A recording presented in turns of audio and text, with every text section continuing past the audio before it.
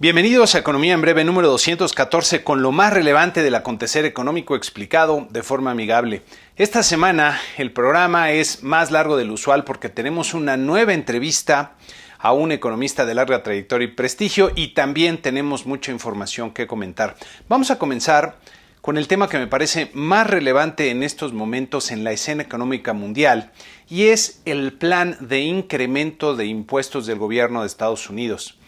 El nombrado Plan de Impuestos Hecho en América se define sobre los siguientes principios: recaudar lo suficiente para fondear las inversiones críticas, construir un sistema impositivo más justo que recompense el trabajo, reducir la mudanza de utilidades y eliminar los incentivos a inversiones foráneas, detener la carrera hacia el fondo en el mundo refiriéndose a la baja de impuestos que hacen los países para atraer inversiones, que las corporaciones paguen su contribución justa y construir una economía tenaz, que ahora diríamos resiliente, para competir.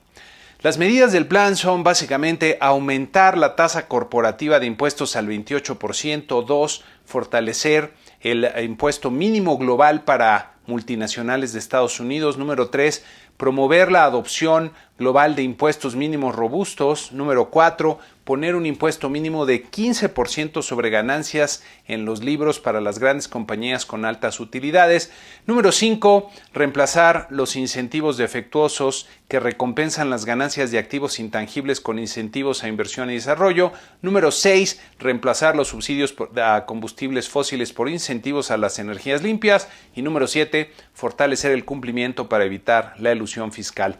En el documento presentan esta gráfica donde puede verse que la contribución de las corporaciones al ingreso fiscal del gobierno se ha venido reduciendo en el tiempo, mientras que la correspondiente al trabajo ha venido aumentando y hoy día es muy superior, diría, llegando casi al 90%.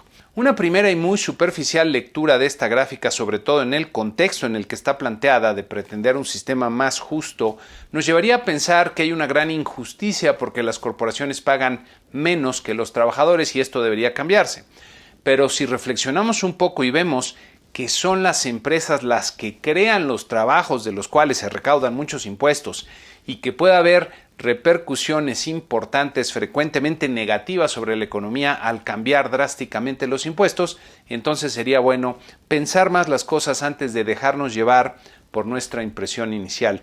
Las corporaciones son simplemente vehículos institucionales de la economía y si bien es cierto que las grandes fortunas individuales en el mundo están ancladas, estacionadas en las acciones de las corporaciones, también lo están el ahorro de millones de hogares alrededor del mundo y los fondos que se tienen destinados para las pensiones de muchos trabajadores. Comentábamos hace poco que una de las tareas más complicadas para los economistas es encontrar la combinación adecuada de impuestos y gasto público, ya que todas las medidas tienen múltiples consecuencias y frecuentemente las cosas que suenan bien terminan produciendo resultados desastrosos. La escena de política pública en el mundo puede cambiar fuertemente con lo que pretende la administración Biden y todo indica que tendremos una intervención mucho más fuerte y profunda de los gobiernos en la economía, lo que en la experiencia histórica pues no ha sido muy afortunado. Al aumentar impuestos, los gobiernos toman más recursos de las economías a costa de los hogares y las empresas y como hay muchos incentivos incorrectos o incluso perversos en la toma de decisiones de los oficiales gubernamentales, las repercusiones negativas sobre las economías suelen ser abundantes. Ya veremos cómo se traduce la intención de la administración Biden de promover la adopción global de impuestos mínimos robustos en las corporaciones en las relaciones de Estados Unidos con otros países como el nuestro. Y ya veremos si esta estrategia de gastar toneladas de dinero mediante el endeudamiento masivo y la impresión de billetes le funciona a esta ocasión al gobierno de Estados Unidos, porque hay que recordar que esta estrategia ha producido muy malas experiencias cuando se ha realizado en otros países y en otros tiempos. Uno de los riesgos más relevantes del entorno económico, como comentábamos en semanas previas, es el surgimiento de la inflación y esta semana se tuvieron datos francamente preocupantes en Estados Unidos, ya que Los precios al productor aumentaron 1% de golpe en marzo, el doble del 0.5% esperado por los analistas del mercado, llegando a 4.4% anual. Pero si vemos el índice de precios al productor de materias primas que está en esta gráfica, vemos que el incremento de marzo fue de 3.7% y alcanzó 12% en los últimos 12 meses. Usualmente los precios al productor van por delante de los precios al consumidor, por lo que habrá que seguir de cerca la inflación al consumidor en los próximos meses. En el entorno global, el Fondo Monetario Internacional presentó su panorama económico mundial con una revisión muy significativa al alza en sus pronósticos de crecimiento que pueden ver en este cuadro resumen, donde destaca la revisión para Estados Unidos, que se anticipa crecerá 6.4% este año y 3.5% el siguiente, lo que implica revisiones al alza de 1.3 y un punto porcentual, como ven en las columnas aquí encabezadas con la palabra cambio en esta tabla. Las últimas dos columnas nos sirven para ver si cada país o región ya superó los niveles antes de la pandemia, ya que nos muestran el crecimiento acumulado de 2020 y 2021 en el primer caso y el crecimiento acumulado del 2020 al 2022 en el segundo. Para Estados Unidos ya desde el 2021 superan el nivel prepandemia y para 2022 alcanzarán, según esta estimación, un crecimiento acumulado de 6.3%.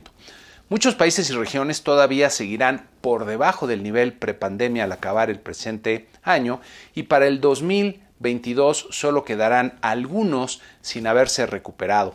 Para México, a pesar de que anticipan un crecimiento significativamente mayor al previsto para este año y para el que sigue, tristemente no alcanza para recuperar lo que se ha perdido en el 2020, lo que debería darnos mucho para pensar especialmente sobre la estrategia que está siguiéndose por parte del actual gobierno. Pasando a México, comienzo recordando una frase muy popular del gran escritor William Shakespeare, que decía: nada es verdad ni es mentira, todo es según del color del cristal con que se mira. Y traigo esta frase a colación porque para poder interpretar adecuadamente la información económica que vamos a ver y que viene en los siguientes meses, es importante verla desde diferentes puntos de vista, o podríamos decir con diferentes luces o con lentes con cristales de diferentes colores. Comenzamos con las cifras de producción industrial de febrero, y con este cuadro resumen del INEGI que nos dice que la producción industrial creció 0.4% en el mes, considerando cifras desestacionalizadas que hay que recordar son una estimación estadística para aislar los efectos de ciertas peculiaridades de las cifras y ver cómo están cambiando en el margen en el indicador. Una primera lectura nos dice que este es un buen resultado, ya que si se mantiene el ritmo mensual durante los próximos 12 meses, la industria crecería 4.9%. Si vemos la gráfica del dato duro con las cifras originales, vemos que en febrero de este año el nivel de la producción industrial bajó respecto a enero, pero esto es bastante usual y se repite en los años anteriores y se explica en gran parte porque febrero simplemente tiene menos días que el mes de enero. Las cifras desestacionalizadas tratan de aislar este efecto y otros de tipo similar para dejarnos una mejor idea de qué fue lo que ocurrió una vez que se aísla el efecto. Me parece importante insistir que las cifras desestacionalizadas no son el dato observado, sino una estimación sujeta a muchas imperfecciones. Por eso hay que ver los datos desde diferentes perspectivas. Si comparamos el dato de febrero de este año contra febrero del año anterior, vemos una caída de 4.5% real anual, que quiere decir que aún no se han recuperado los niveles previos a la pandemia. Los principales componentes de la industria presentaron tasas bastante parecidas, con las manufacturas en esta gráfica cayendo 4.7% real anual y con la construcción en esta otra gráfica cayendo 4.4% real anual. También en la semana tuvimos los datos de la inversión fija bruta del mes de enero, que como pueden ver en esta gráfica de las cifras originales, aunque se ha recuperado desde los niveles más bajos propiciados por la pandemia, todavía está 10.6% real por debajo del nivel de hace un año. El consumo privado del mercado interior mostró un comportamiento parecido, mejorando un poco en enero, pero quedando todavía muy por debajo, poco más de 7% por debajo del nivel de hace un año. El consumo privado y la inversión son los principales motores del mercado interno y, como puede verse, siguen básicamente apagados o con muy poco empuje. Las cifras de la industria automotriz de marzo son otro buen ejemplo para hacer una interpretación cuidadosa de los resultados. La producción de unidades registró un crecimiento sólido de 12.5% respecto a marzo del año pasado, lo que en condiciones normales sería extraordinario, pero recordando que fue justo en marzo del año pasado cuando comenzaron a aplicarse las medidas de confinamiento y cierre de actividades, lo que estamos viendo es solo un rebote respecto a ese momento. Como pueden ver, el nivel de marzo de este año queda todavía por debajo del alcanzado en marzo de años previos a la pandemia. Para las ventas internas pasa algo similar con un crecimiento de 9.1% que no alcanza a regresar a los niveles previos a los que se tenía en la pandemia. Para las exportaciones, en cambio, el rebote no alcanza para tener ni siquiera un crecimiento positivo y registran una contracción de 13.2% anual. Hay que recordar que la industria automotriz se está viendo afectada por la escasez de semiconductores en el mundo, por lo que podría mostrar resultados malos por un rato, lo que para México resulta desafortunado ya que era una de las industrias que estaba a la punta liderando la reactivación. La inflación presentó en marzo un fuerte repunte de 0.83% que, como pueden ver aquí, fue la inflación más elevada para un mes similar desde 1999. En este cuadro del INEGI pueden ver los renglones que más aportaron a la inflación de marzo, sumándose la tortilla y el huevo a los incrementos pues ya familiares que habíamos visto en los energéticos.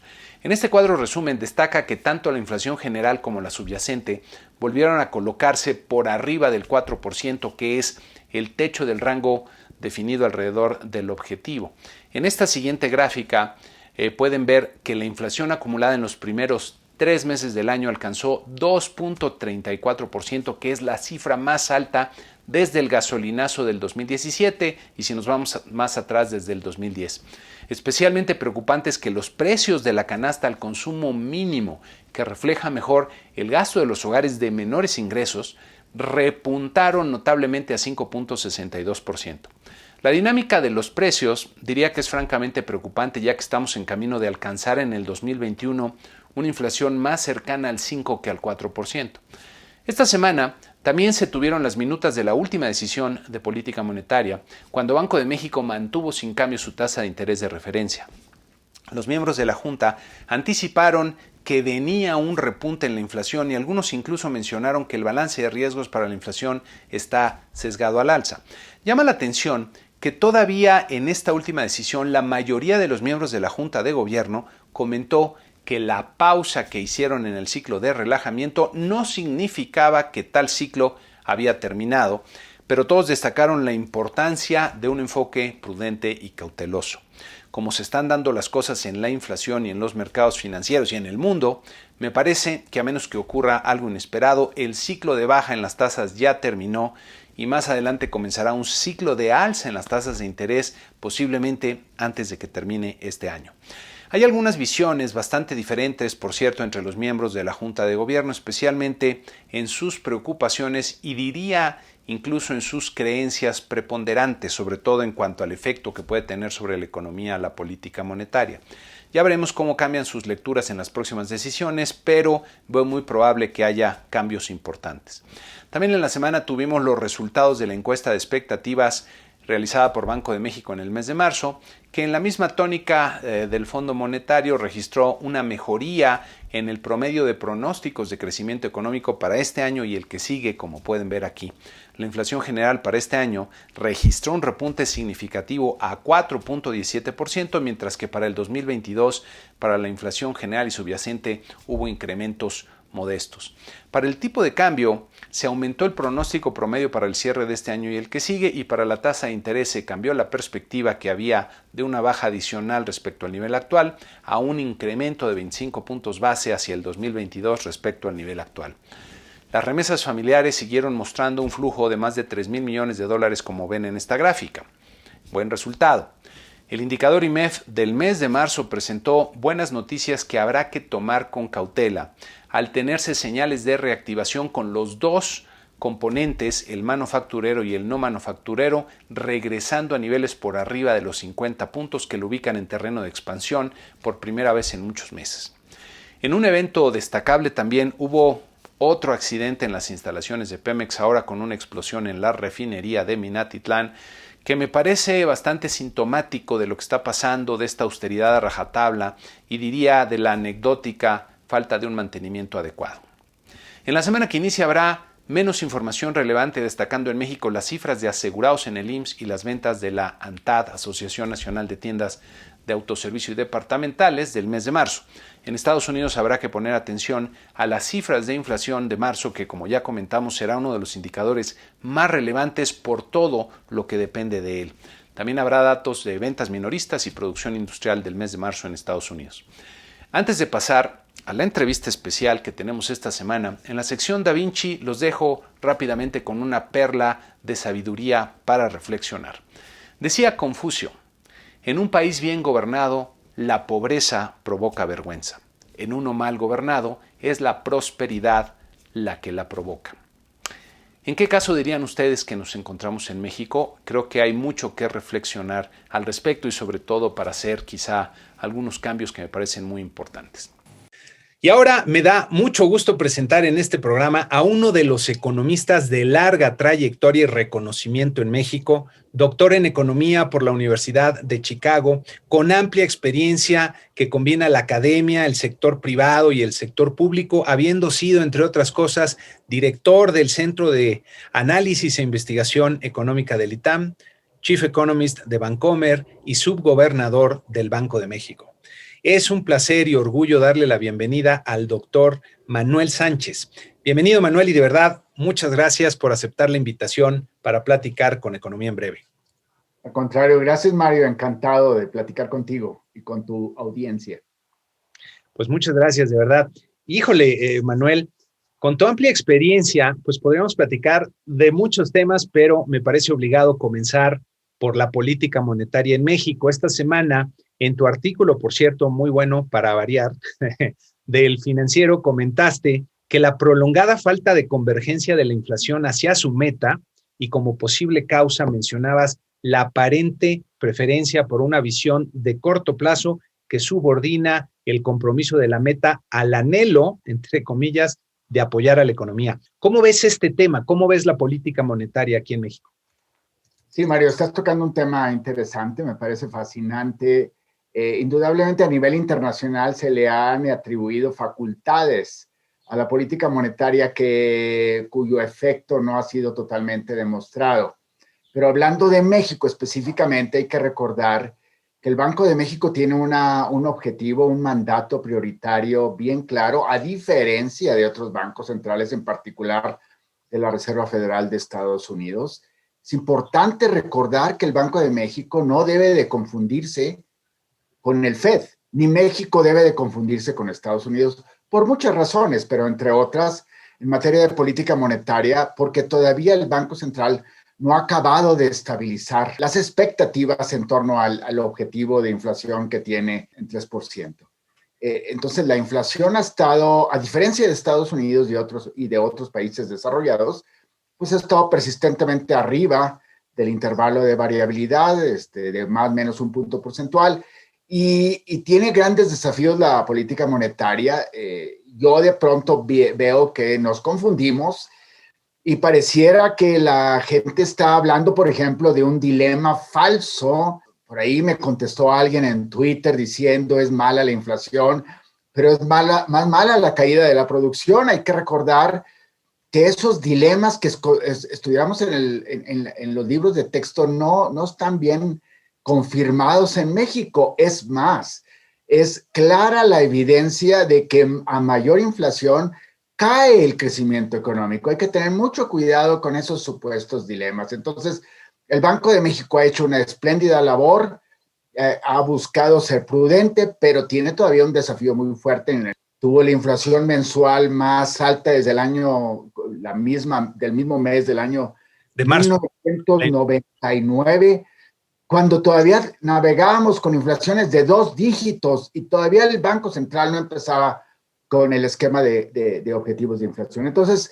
tener cuidado de no hacer analogías es un desafío que creo que el Banco Central lo está tomando muy en serio, de una manera responsable y adecuada, pero que la sociedad tampoco, los observadores, los comentaristas, no coman ansias, no hemos llegado a la situación de estabilidad de precios que ha llegado a Estados Unidos ni Europa. Claro, fíjate, mencionas un punto bien interesante y es el de la percepción de la inflación y este falso dilema.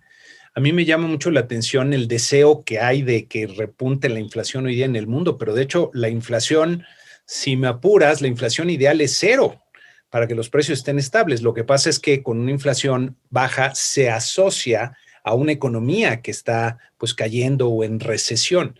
Pero nuevamente, ese es un falso dilema. Oye, y para ir a Estados Unidos, y ahorita regresamos a México, la Reserva Federal pues está a todo lo que da en lo que puede ser una posición expansiva de la política monetaria. Inclusive el gobernador Powell señaló, y fue una cosa que comentamos aquí en el programa, señaló recientemente, que dejarían de actuar de forma preventiva con base en pronósticos. Así lo dijo, tal cual. Tal vez tratando de tranquilizar a los mercados y dar este mensaje que habrá mucha estabilidad en la política monetaria. Pero, pues esto que dijo, en lo personal me parece un error, ya que la política monetaria siempre opera en un horizonte futuro, por el rezago natural que existe entre las medidas que toma el Banco Central y los efectos que se tienen. ¿Cómo ves las cosas en Estados Unidos, la política monetaria? ¿Crees que tendrán que abandonar esta hiperexpansividad de la política monetaria quizá antes de lo previsto por un mal comportamiento de la inflación o tal vez que hay efectos adversos de una postura tan laxa por tanto tiempo en su economía o en el mundo? No sabemos, Mario, pero lo que es curioso y hay que recordar también a tu auditorio es que Estados Unidos y en gran medida Europa y desde luego hace muchos años Japón viven una situación completamente diferente a la que vivimos en México, donde tienen pavor a una deflación, es decir, una caída persistente en el nivel general de los precios. A mí en lo particular me parece que se ha exagerado ese temor en el caso de Estados Unidos. Por lo tanto, el Fed y el chairman del Fed, Powell, ha estado hablando de que quiere un poquito más de inflación. Es una cosa media extraña para nosotros los mexicanos y los latinoamericanos que exactamente vivimos una realidad tan diferente. Desde luego, dentro de los observadores estadounidenses ha habido una división, algunos ya expresando cierta preocupación de un aumento de la tasa de inflación. Creo que está tan anclada o ha estado tan anclada la inflación por tantos años que lo veo en este momento un poco probable que se le quite la inflación de las manos. Pero este riesgo seguro los miembros del Fed están considerándolo cada vez que se reúnen y entre las reuniones también en sus intervenciones. De manera que sí tengo mucha confianza porque ya han sido muchos años de gran moderación, como le dijeron en su momento, es decir, una inflación bastante moderada y bastante controlada en Estados Unidos. Oye, y más allá del Fed, pensando en las implicaciones que puede tener para mercados emergentes como el nuestro, las cosas están cambiando, ¿no? El Banco de Brasil empezó a subir las tasas muy rápido, anunciaron que lo van a seguir subiendo. Hay algunas inquietudes, por ejemplo, lo que pasó en Turquía, donde destituyeron al presidente o al jefe del Banco Central. ¿Tú cómo ves este panorama para los mercados emergentes como México? Porque esto representa, ya regresando a México y a la política monetaria, pues todo un reto para Banjico, ¿no? Sí, bueno, estamos viviendo también una época diferente a la que vimos un poco después de la gran crisis que tú has estudiado muy bien del 2008-2009. Me acuerdo que el entonces gobernador del Banco Central de la India, Raghu Rajan, hablaba de un spillover sobre los mercados emergentes al haber bajado tanto la tasa de interés en Estados Unidos, el peligro que se sobreapreciaran las monedas en los emergentes. Lo que estamos viendo actualmente es un escenario extrañamente diferente, es contrario, es diferente, en el sentido de que hay en todo caso ciertas presiones a la depreciación de las monedas de la mayoría de las economías emergentes, excepto China. Estamos en una situación que tú lo conoces perfectamente, de una modernización del sistema financiero en China, unas tasas de interés de política monetaria altas en China que están captando prácticamente todos los flujos de capital de los mercados emergentes y están secando a las economías, el resto de las economías emergentes. Es un fenómeno nuevo que no teníamos en la época de Raghu Rajan.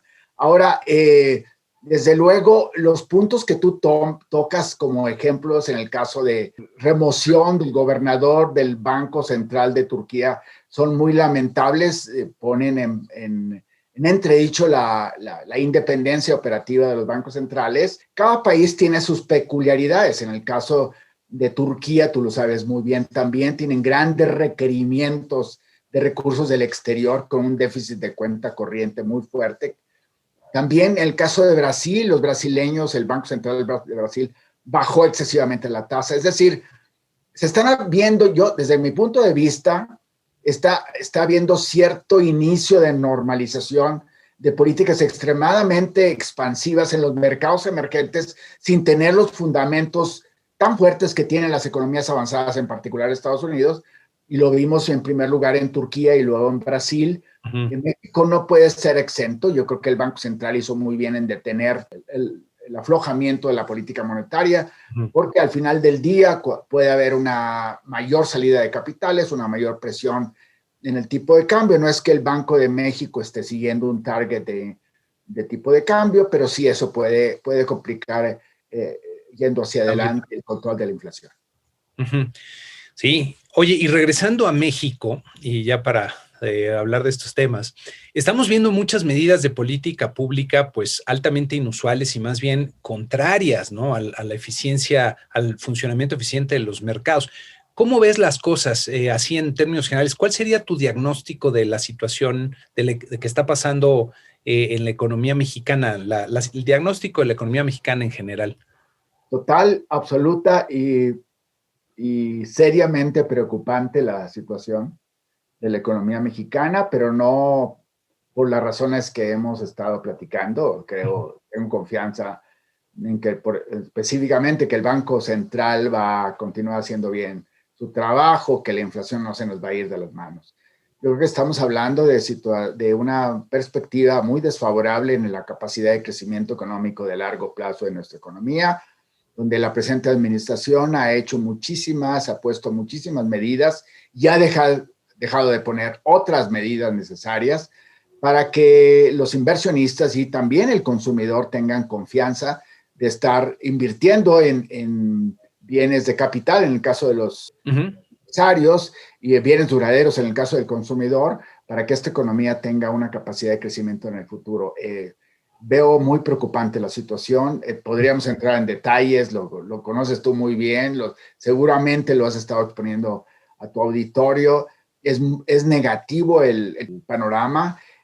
No se trata únicamente de que pase el COVID. Esperemos que el COVID pronto pase, lo supere no solamente México, sino en el mundo en general. Es una pandemia que ha azotado a la humanidad de una manera inusitada. Pero una vez que termine esto, de todas maneras, tú lo has dicho en alguno de tus programas, yo que te escuché, las perspectivas de mediano y largo plazo que los mismos analistas, sus colegas, el promedio, están viendo para la economía mexicana se han ido a menos de la mitad en un periodo muy corto de tiempo. Y esto simplemente refleja una realidad que es cada vez más preocupante el ambiente de inversión y en general de apertura de los negocios y de creación de empleo de nuestra economía. Esto tiene efectos indudablemente muy desfavorables para el bienestar general y desde luego, para los índices de pobreza y la situación del ciudadano común en México. Sí, lamentablemente vamos a tener que hacer mucho, yo diría cosas diferentes para retomar pues mejores perspectivas de crecimiento. Oye, este jueves, que es cuando por cierto estamos grabando la entrevista, pues salieron los datos de inflación aquí en México y pues tú que fuiste miembro de la Junta, seguramente te acordarás de pues aquellas veces en que llegaba la inflación y de repente había sorpresas. Me da la impresión que la de hoy pues ya se había visto la primera quincena, pero creo que no deja de ser sorprendente. Es cierto que mucho se debe a precios de los energéticos, pero la inflación subyacente está otra vez por arriba del 4%, no ha descendido, no ha convergido a ese 3%. ¿Cómo ves tú la inflación y qué crees que implique para la política monetaria de Banxico? Ya se detuvo la baja en tasas, la empezarán a subir quizá este mismo año, el siguiente. ¿Tienes alguna perspectiva? ¿Cómo la ves? Bueno, yo creo que lo hizo bien el banco en pararse en este afán de flexibilizar o relajar la política monetaria. Me llama la atención el uso reciente que se ha dado en algunos miembros de la Junta de Gobierno de buscar las llamadas ventanas de oportunidad, como si la política monetaria jalara con una perspectiva de 15 días. Entonces, en este mes salió bien la inflación, entonces le voy a bajar la tasa porque la política monetaria en 3 semanas va a tener un impacto favorable sobre el crecimiento económico. Todavía no hemos llegado a que el Banco Central en México pueda tener esa seguridad de estar haciendo sintonía de la política monetaria. Todavía no ha anclado ni la inflación ni las expectativas de inflación en el objetivo. Es el desafío que me tocó a mí enfrentar cuando fui miembro de la Junta. Di un poquito de lata al respecto. Tú lo sabes perfectamente, los observadores cómo me calificaban, pero digamos, lo está haciendo bien el banco, pero todavía hay una tarea pendiente. A mí no me gusta eso de las ventanas. A mí se me hace que esto de las ventanas es una perspectiva inadecuada de cortísimo plazo que tiene el riesgo de por lo menos manifestar que el Banco Central pudiera estar subordinando el compromiso de la inflación de 3%, el compromiso de la meta, por objetivos que en el corto plazo tampoco parece que lo estén logrando. Es decir, tienes una recesión muy profunda en la que todavía estamos aquí adentro, que está causado en su mayor parte todavía, no exclusivamente, por la pandemia, y la política monetaria puede hacer muy poco. A lo mejor lo hace algo en Estados Unidos. Incluso en Estados Unidos se habla de cuál es el rol de la política económica para atenuar el dolor de la recesión. Ellos que tienen un gran margen para endeudarse, nosotros no tenemos esos márgenes en la política fiscal. A mí me preocupa más, o me gustaría más ver un Banco Central menos preocupado por el ciclo, por la siguiente. Oye, tengo la ventanita, voy a bajarla. No, se me cerró la ventana. Ese folclore a mí me parece fuera de lugar. A mí me parece que hay que tener objetivos de largo plazo, compromisos de largo plazo, y hacer sintonía cuando ya te lo permita el anclaje de las expectativas y de la inflación en el compromiso o en el objetivo de 3%. Fíjate. Pues muy buenos comentarios. Yo creo que hay que ponerles mucha atención. Y oye, la pregunta obligada, ¿no? Para todos los economistas que pasan por aquí, ¿qué es lo que te gusta de ser economista? Porque supongo que te gusta, ¿no? Ya después de tantos años dedicándote a esto, ¿qué es lo que te gusta, Mario? Mario omitió en mi currículum que él y yo fuimos colegas en el ITAM, entonces él ya me conoce. Está aventándome una pregunta que ya seguramente ya conoce la respuesta, pero es el hecho de que uno se meta de economista es porque le gusta, y la economía es fascinante, te abre las puertas para hacer un análisis no solamente de datos serios, sino para tener una conversación agradable con médicos, con ingenieros, con gente que le falta la disciplina de la economía para hacer tus propias decisiones, para leer análisis muy interesantes, ya más bien dedicados al público en general, y desde luego trato de mantenerme al corriente de lo que mis maestros me enseñaron. Ya es muy difícil seguirles el paso, pero fue una de las cosas más grandes que tuve yo en mi vida, el haber tenido la oportunidad de hacer un doctorado con gente del calibre con la que pude interactuar hace como 1000 años. Sí, estarás de acuerdo que si algo tiene este trabajo es que nunca te aburres, porque siempre está pasando algo diferente y siempre el reto de entenderlo, híjole, es monumental, pero lo has entretenido. Y explicarlo bien. También, eso es todavía más complicado. Y que no saques la jerga técnica y que te marees a la gente. Exactamente. Oye, Manuel, ¿alguna cosa que quisieras agregar? No, pues yo creo que espero que la economía de México tenga un mejor manejo desde el punto de vista de la administración. La esperanza es lo último que debe morir. Como economistas tenemos la responsabilidad de estar proponiendo cursos alternativos de acción, y no hay que darse por vencidos. Hemos estado en momentos difíciles, muy complicados en el pasado. Espero que este sea un lapso muy malo y que el futuro nos depare algo muchísimo mejor para nosotros y para nuestros hijos. Ojalá que así sea. Vamos a tener que trabajar para que eso ocurra. Pues de verdad, te agradezco mucho, Manuel, que nos regalaras tu tiempo y tus conocimientos para platicar con el auditorio de Economía en Breve. Estoy seguro que va a ser de gran utilidad para todos. De verdad, muchas gracias por aceptar la invitación. Gracias a ti, Mario. Y con esto concluimos este programa número 214 con las invitaciones usuales que ustedes ya conocen a suscribirse al canal de YouTube. Si el programa les gustó, les pareció útil, a darle like, compartirlo entre aquellos a los cuales también les puede ser de utilidad, hacer comentarios en las redes sociales donde subo el programa me sirve mucho, o si me envían un comentario aquí a mi correo también. Aprecio todas las recomendaciones y sugerencias y desde luego que aporten para que el programa pueda continuar como debe. Ya más adelante estaremos haciendo quizá algunos otros cambios, pero esta invitación pues sigue siendo vigente. Pues muchas gracias y que tengan una excelente semana.